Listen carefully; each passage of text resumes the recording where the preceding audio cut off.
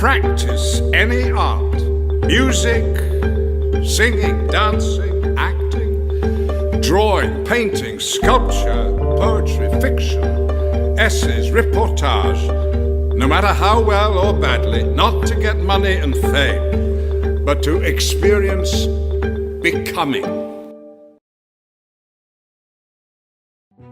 Depuis le début de nos civilisations, l'art est le miroir des civilisations. Il raconte leur grandeur, leur chute, leurs croyances, leurs espoirs. Des fresques mayas aux chefs-d'œuvre de la Renaissance, en passant par les statues grecques et les temples asiatiques, l'art conserve les traces de notre mémoire collective. Il est témoin et parfois résistant face à l'oubli. Dans un monde où détruire l'art revient souvent à détruire la civilisation elle-même, l'effacement de la mémoire passe par l'effacement des œuvres, des symboles et des récits. Très souvent, l'art dérange et l'art questionne. Et c'est pourquoi certains régimes cherchent à le faire taire.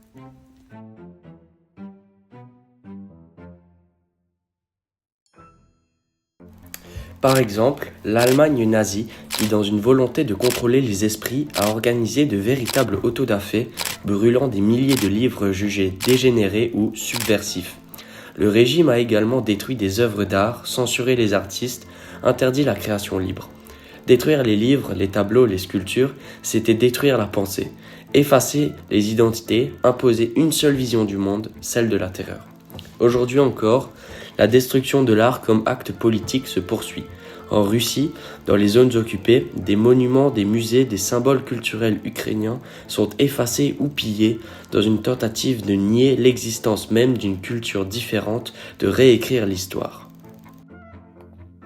Classiquement, on distingue 12 formes d'art, de l'architecture à la musique, du cinéma au design, en passant par la peinture, la sculpture, la danse ou encore la littérature. Le street art, lui, les englobe toutes. Il réunit la peinture, la sculpture, l'expression visuelle et sonore, la performance, pour créer une forme d'art vivante et collective.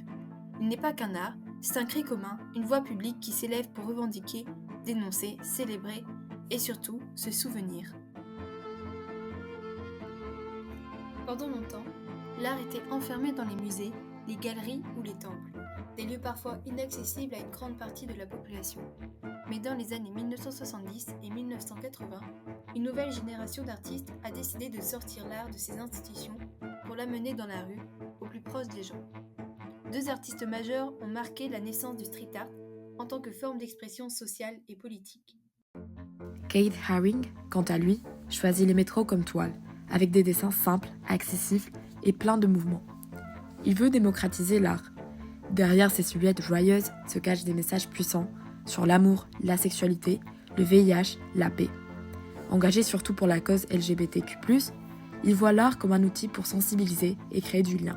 Jean-Michel Basquiat, d'origine haïtienne et portoricaine, commence anonymement sous le nom de Samo, en inscrivant sur les murs des messages courts, poétiques et provocateurs. Son style brut et coloré mêle symboles, visages et mots pour dénoncer le racisme, la pauvreté et l'exclusion. Son œuvre, profondément urbaine, reste une révolte artistique au service des sans-voix. Leurs créations brèves, spontanées, accessibles à tous, ont rapidement trouvé un écho dans les grandes villes du monde entier.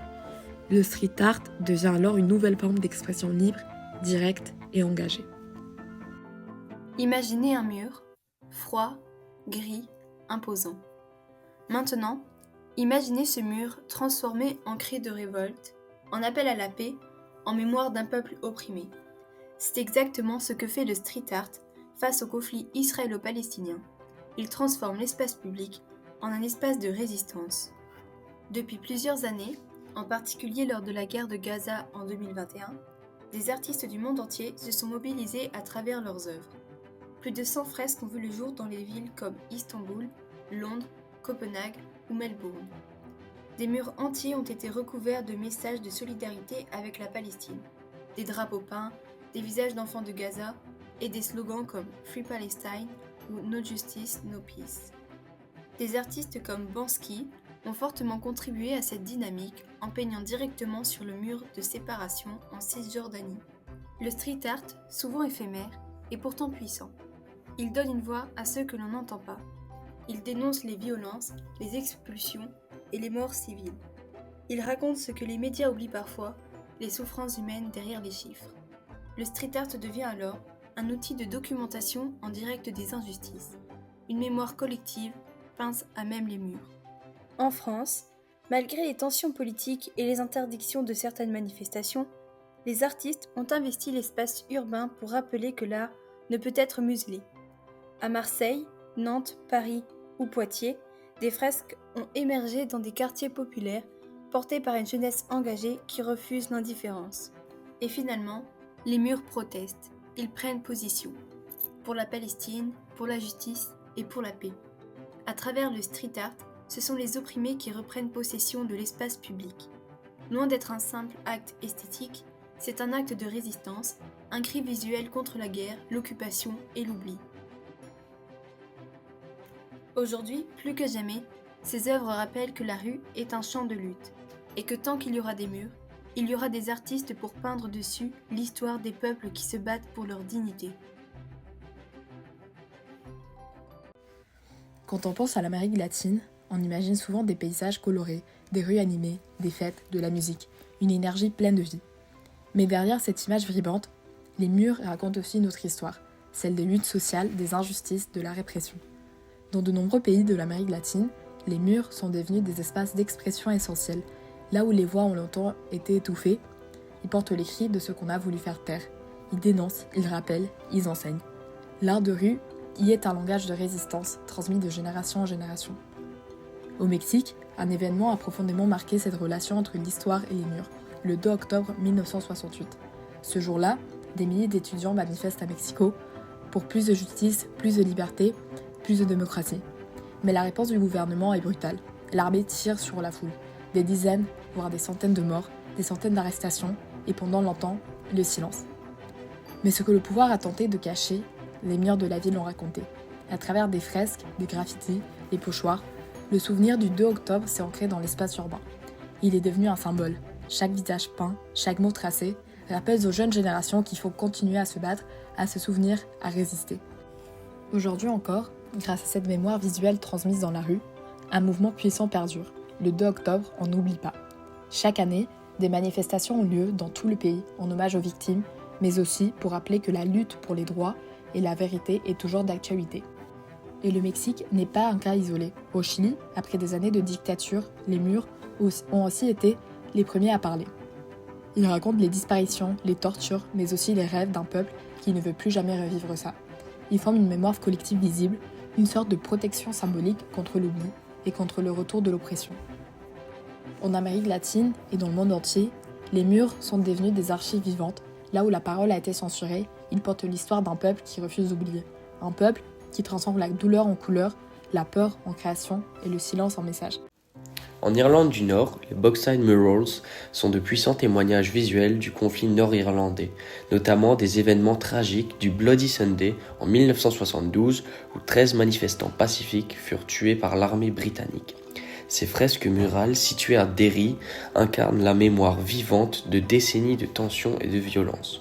Des œuvres emblématiques comme The Petrol Bomber représentent un jeune lançant un cocktail Molotov ou The Death of Innocence qui rend hommage à une fillette tuée pendant les Troubles, dénonce la brutalité subie par la population civile. Réalisées par des artistes locaux engagés, notamment le collectif de Bogside Artists, ces fresques ont une double vocation. Tout d'abord, honorer les victimes du conflit et sensibiliser l'opinion publique à l'injustice et à la nécessité de la paix. Elles constituent une forme d'art engagé qui s'inscrit pleinement dans l'espace public et la mémoire collective nord-irlandaise. Après avoir exploré l'impact du street art dans la société à travers le monde entier, nous avons voulu revenir à une échelle un peu plus proche de nous.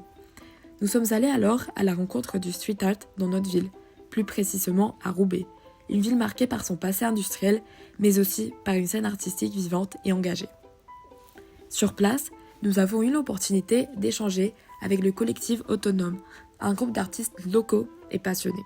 Bien qu'ils aient préféré ne pas être filmés, ils nous ont expliqué que pour eux, le graffiti est à la fois un moyen d'expression, un passe-temps, une passion et un métier à part entière.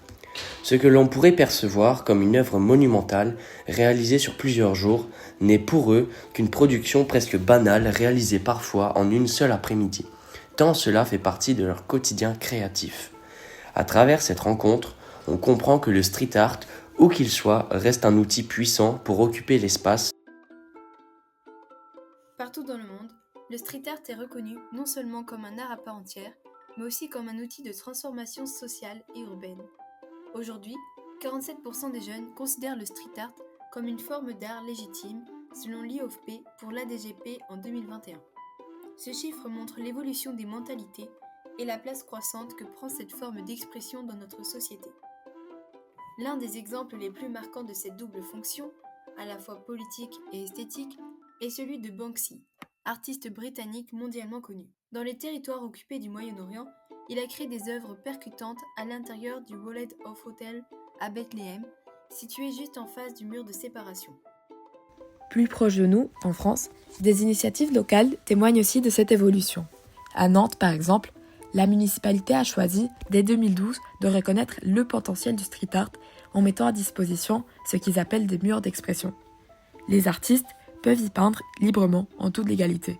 Résultat, d'après les chiffres de la mairie, une réduction de 30% des tags illégaux dans certains quartiers ont eu lieu, et une meilleure acceptation de cette pratique par les habitants.